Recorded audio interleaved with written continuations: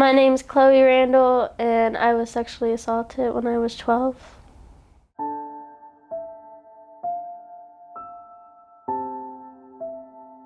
My name is Christopher Hatnaghi. I'm the CEO of Innocent Lives Foundation. The Innocent Lives Foundation is an organization that I started that is made up of security professionals that want to help save children from the horrors of child abuse. We use our skills to uncover and unmask those who try to anonymously hide online while spreading, producing, and profiting from child abuse material. So I was watching a news program where I saw this story about Chloe and the unfortunate events that happened to her from that predator. But what amazed me about the news story was how convicted Chloe was in wanting to talk about her case, wanting to help other people learn what grooming looked like in person and online, and wanting to help other young people be saved from the horrors of being affected by a predator like she was. We realized that the ILF has the very same mission that she does, and how powerful that message could be when it comes from someone who's been through the horrors that she's been through. After our interview with Fox 19, we were contacted by Chris at the Innocent Lives Foundation, really touched by Chloe's story, and he wanted to help us get that awareness out there. I was 12 and I was jogging my route, and I noticed him a lot. Chloe had told me that she had met him when she was out running one day, I think a month or so before the rape occurred. As a parent, I checked my children's phones daily, and every evening they had to be put up before bed, and they were charged in my room so they would get them back in the morning. I never saw anything out of the ordinary on her phone. I met this guy. I didn't really think anything of it. He watched me for a couple months. One day I had fallen over a crack in the sidewalk, and he came to make sure I was okay. He was asking my name and how old I was and everything. And then he gave me his number to text him. And so I got home that day and I texted him. He would text me a lot. One of the things that we see predators doing often is called grooming. Grooming is where a predator works on a child online, trying to become their friend, learning what it is that they like or don't like, maybe getting involved in their problems. Then they become their friend and they work on developing a close relationship with that child.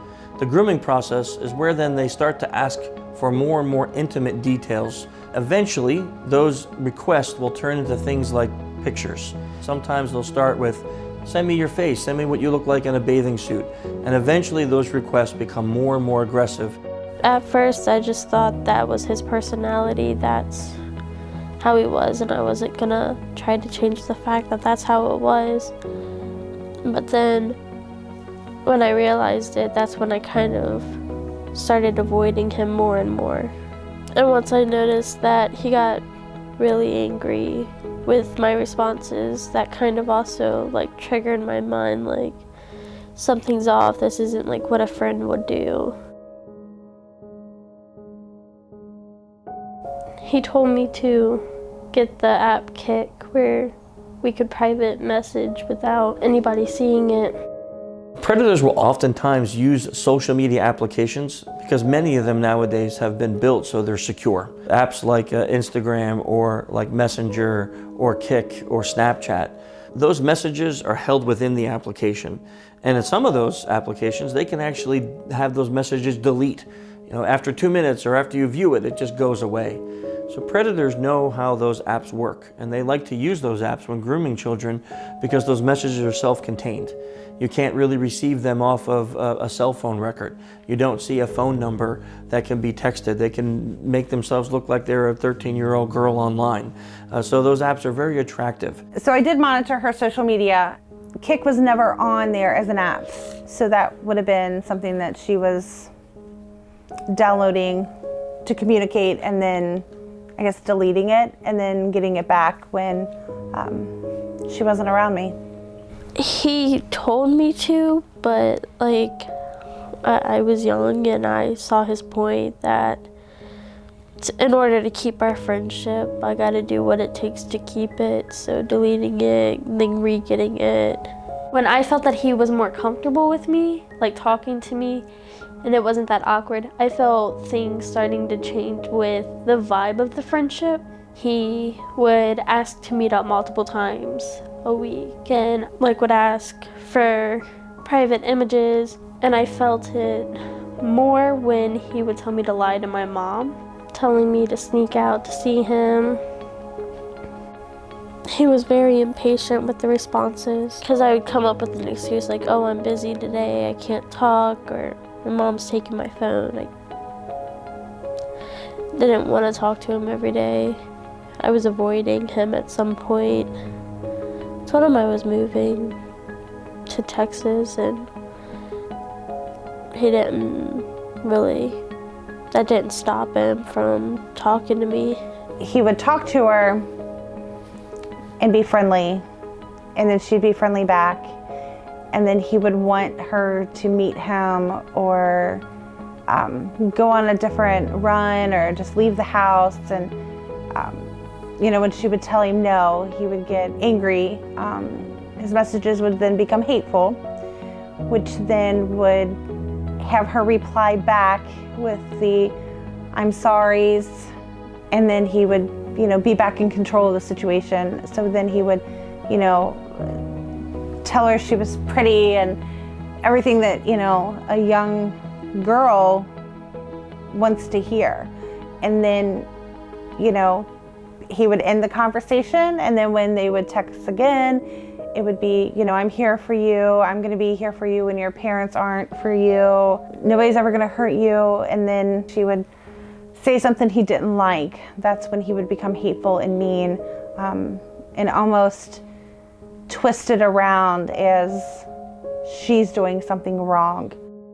A predator is likely going to do everything that they can to isolate them, trying to make them feel that they are alone mentally, physically, emotionally, and they have nowhere to turn.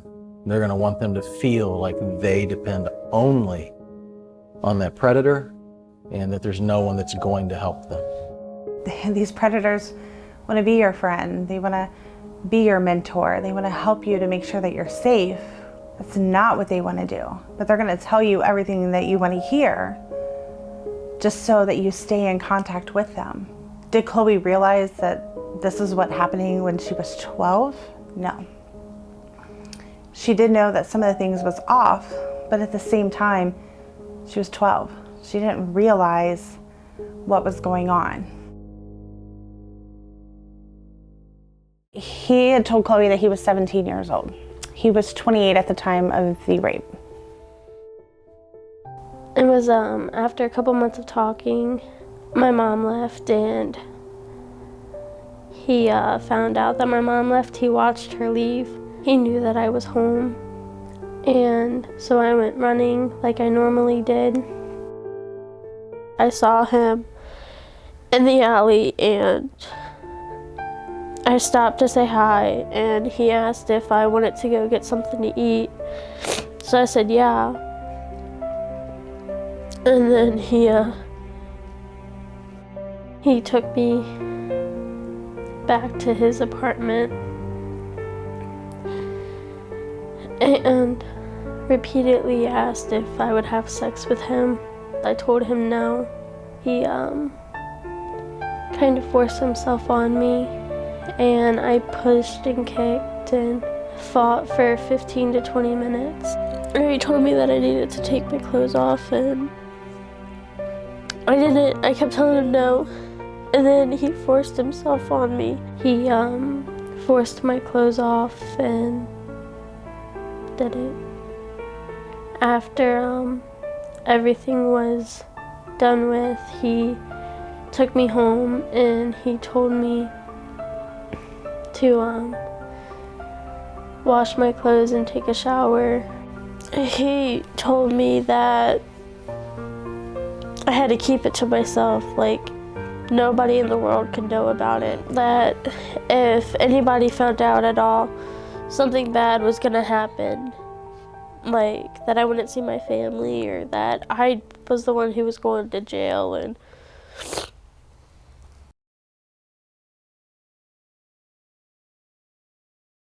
one of the things that it's common to hear or to see when it comes to children who've been abused by predators is that oftentimes that child is threatened or their family is threatened.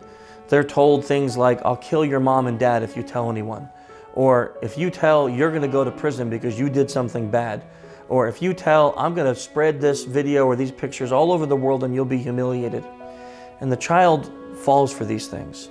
They believe them. And then because of that, they want to safeguard their family. They may even at times blame themselves for what happened. Maybe after being pressured, being exploited, being groomed, they feel like they acquiesce to the predator's demands. And because of that, the young person feels like it's their fault for what happened to them. I would just love to state that all of that is false. The encouragement that I want to give to anyone who's been through a horrible circumstance like Chloe is to not believe those lies from that predator, to not believe that it's their fault. So I had to run a couple errands. I left, told her to stay home. She had a cell phone, but her current cell phone was waterlogged from our vacation that weekend prior.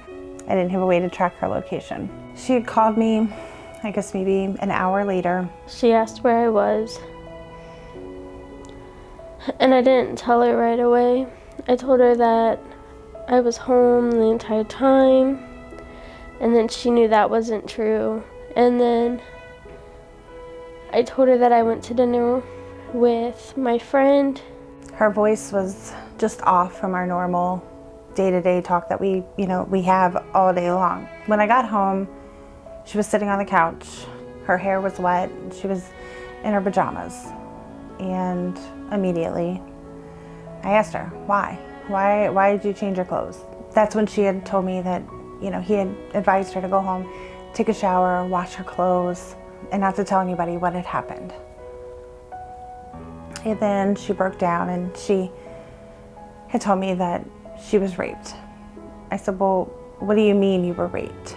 And she explained everything that happened, which was rape. I mean, he never took no as an answer.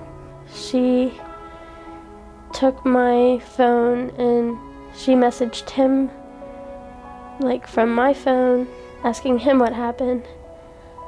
And he told her that nothing happened, I just wanted attention, that it wasn't true. He knew I was her mother right away. He denied everything that happened before I asked. And, when he would not cooperate, I just finally told him, okay, I'm gonna take matters into my own hands. And, he said, what, police, hospital, and have me arrested? Which, obviously that threw up a red flag as well. One of the things that really touches me is to see how involved Tiffany was in Chloe's life. Monitoring her phone and her devices, having screen off time, having time where Chloe actually had to turn her phone in where it couldn't be used. When she told me, what had happened, I was furious. But I never told her. I never showed it to her. Because I knew that if I showed her I was angry or frustrated or upset with her, she would have balled up and she would not have said anything to anybody. And then this monster would have been still out on the streets today. Later that night, after we talked, we went to the hospital. I took Chloe to St. Elizabeth Hospital in Edgewood, Kentucky for her rape kit. He was still texting her on her phone throughout the entire time, checking on her, making sure she was okay, and just trying to be friends like nothing had happened. Due to Chloe's age, St. Elizabeth Hospital was unable to do anything for her, so we were transported to Cincinnati Children's Hospital, and that's where they conducted the rape kit, did some further investigation, and then we were sent home. About 3 o'clock in the afternoon on Tuesday, Kenton County Police had called my cell phone, and they took over the case from Fort Wright Police. We had our meeting with them. They took all of the information. They set up a CAC meeting with the police, and Chloe were able to ID this guy. They knew his location, everything. After he was arrested, we had several trial dates set. Her father and I attended every court hearing that they had, where he was indicted, to setting the trial, to all of the trials, the dates that were canceled and having to reset them. We were there. Once the horrible circumstance, the abuse came out, Tiffany handled it exactly the way a great parent should handle it. She managed to retain her composure. She kept her cool. She was there for her daughter, and she didn't panic. She didn't do things like erase what had been on the phone or try to get rid of things. She first and foremost let her child know that she was loved and that she would be protected and that she would be taken care of, never putting the blame on Chloe. That's such an important piece that to today you can see the relationship they have, and it has not been broken even though they've been through this really trying circumstance. Next, Tiffany didn't waste any time. She got her daughter to medical professionals that can handle taking evidence and to law enforcement that can start working the case. She did everything just right and sought out help immediately, and she believed her daughter. Because Tiffany acted so swiftly and so decisively, that predator was caught and arrested in a very short period of time. The court process went on and he was indicted. I had received a call from the Kenton County Police Department, and they had asked me to come out, that they had found some images on his computer that they believed were Chloe, and they had asked if I would come out and ID her in those photos. That was the hardest thing I think I ever had to do. The detectives, they cropped the photos for me at the police station. So all I seen was her shoulders up. I ID'd her. So our life wasn't always easy after we went forward. I had gone to court, came home to get ready for work, and my phone started going off. It was all these random weird numbers. And I go to check my messages and it's like, hey Chloe, I'm ready. Let me know where to meet you. Hey, I'm interested, you're beautiful. So I go out there and like an angry mom, I'm like, Chloe, what are you doing? Why are all these people texting me? And she's like, what are you talking about? Messaged one back and I'm like, who is this and what do you want? And they're like, oh, I saw your picture on, it was Tinder or Craigslist or something like that. And they had posted a photo of Chloe laying there naked with the caption and the ad of, I'm ready when you are, call me, and they gave my phone number. Had to deal with that, took it to the police and they handled that, trying to track down where these ads came from. I had to ID those photos again on the stand, but they weren't cropped.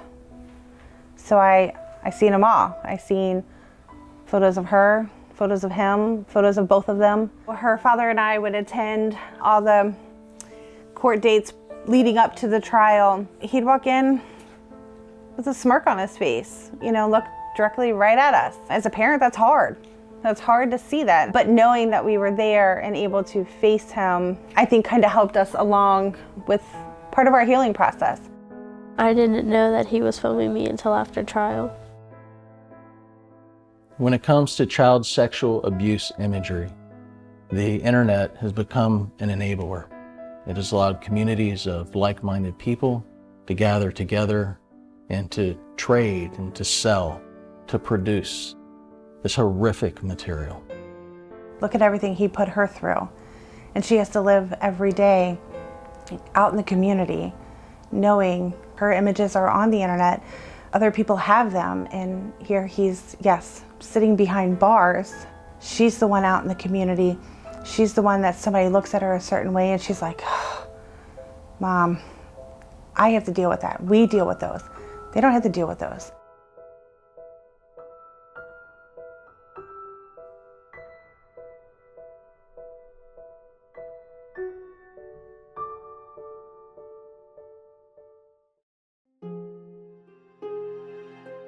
We do get notified anytime they do find her photos. We were told that there was another case in another state where they had found her images on a gentleman's computer. Once she found out she was videoed and there was photos out there, and I had let her know that they were found in another state, she had a hard time going out in public in anything but hoodies and, sweatpants.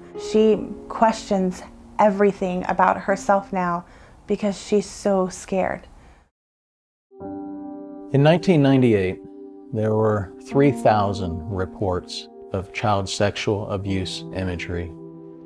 In 2017, there were over 20 million child sexual abuse images turned in. In 2018, that number rose to over 45.5 million. Chloe wasn't his only victim. He had over 60,000 images of child pornography on his computer. I wanted to go to sentencing.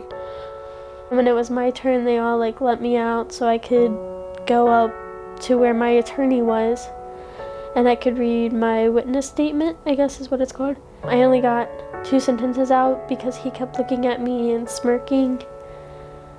So when I went to go sit down again, the judge gave him his time, read out his charges, and then finally, he got 45 years. I was relieved that he got the time that he did. He didn't get the full amount that he should have, but it was a really relieving day to know that he wasn't getting out. So the DNA from my case led to the police and investigators finding out he had other cases from years ago, from when other girls came forward. Throughout the entire process of the trial and everything, he was called the worst of the worst child rapist that the Kenton County Police and detectives have seen. He had victims possibly between Dayton, Ohio and Louisville, Kentucky. Police call him the worst of the worst. He's the worst of the worst. We don't know how many victims potentially that this gentleman has, how many people he's victimized. So all the cases combined and added together was how he got the 70 years. I'm planning on going to every parole hearing and everything. A study in 1995 tells us that one predator may affect the lives of up to 400 children. That means when the child predator you help to unmask is a serial predator, you may be helping to protect up to 400 children.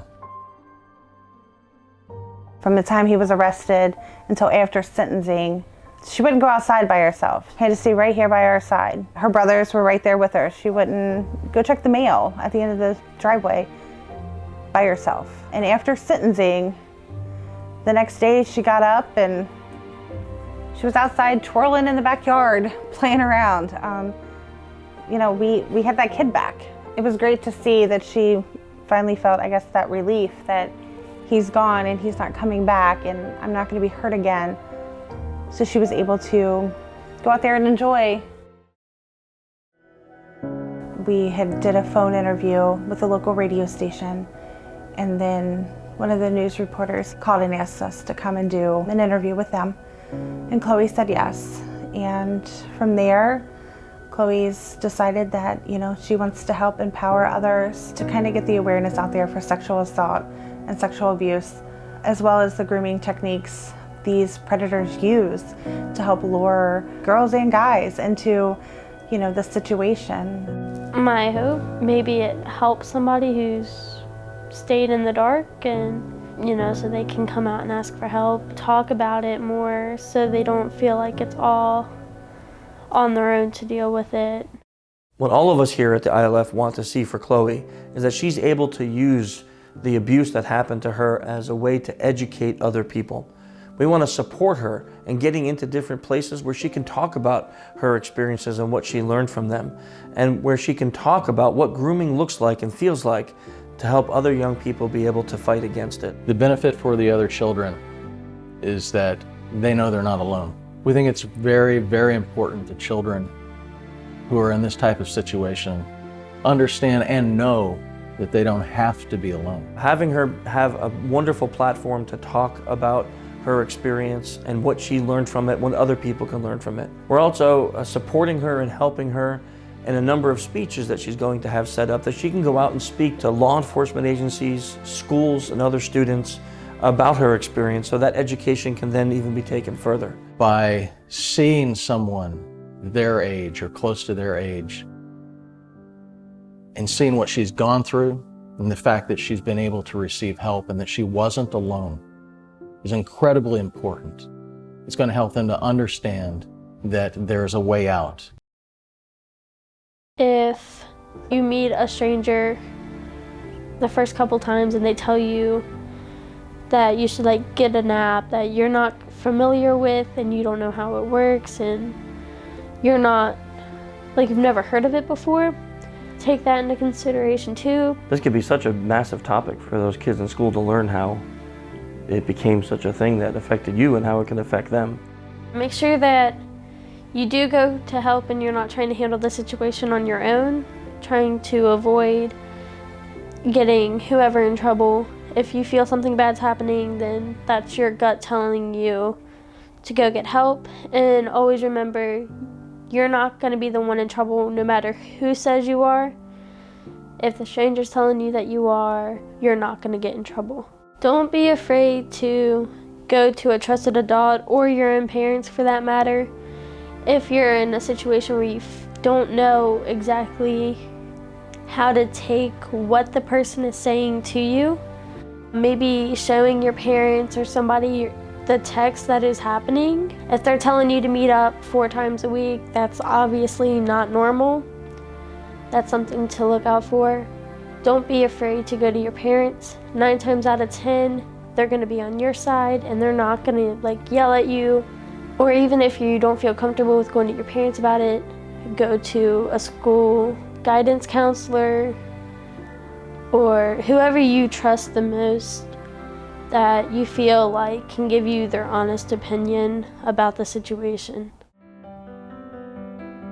From my perspective, we have the opportunity not only to help Chloe, but to help a lot of other kids who may not seek help from an adult.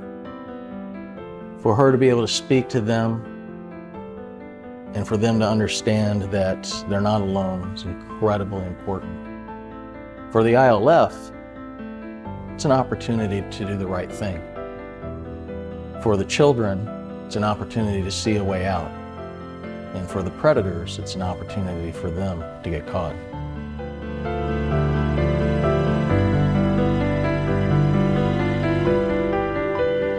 In my opinion, success for Chloe with the ILF helping her is that she's able to use materials like what we're producing here to further her message.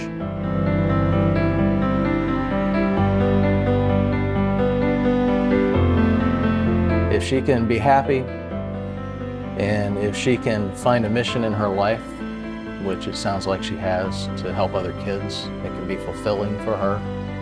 Hopefully she can take this horrific thing that took place and turn it into a positive and end up a happy, kind adult.